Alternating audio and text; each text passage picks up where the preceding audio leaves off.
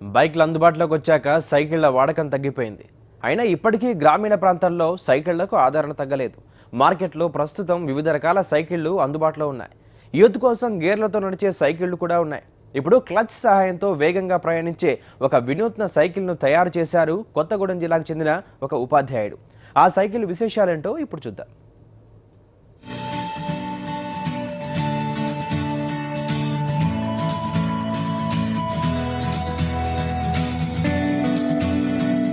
Ostrich cycle clutch సహాయంతో వేగంగా దూసుకుపోతుంది. Cycle అదనపు శ్రమ అవసరం లేకుండానే క్లచ్ మార్చడం ద్వారా దీని వేగం రెట్టింపు అవుతుంది. అలసట లేకుండా ఈ సైకిల్ పై గంటకు 35 కిలోమీటర్ల వేగంతో ప్రయాణించవచ్చు.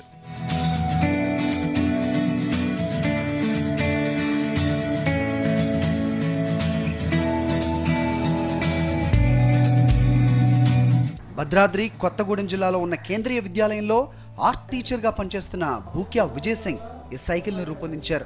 ఎంత దూరమైనా అలసట లేకుండా ప్రయాణించేలాగా దీన్ని తయారు చేశారు.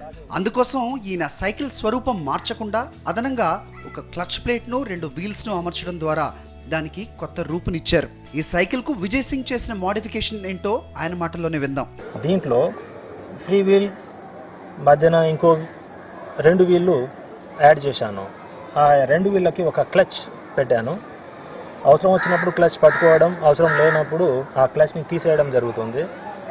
ఇక్కడ ఉన్నటువంటి క్రాంక్ వీల్ దీని సైజ్ ఏమో కొంచెం చిన్నగా పెట్టడం జరిగింది, డిఫికల్టీ లెవెల్ తగ్గియడానికి. ఈ వీల్ ఒక రొటేషన్లో ఇక్కడ ఉన్నటువంటి వీలు 2.4 టైమ్స్ తిరుగుతుంది.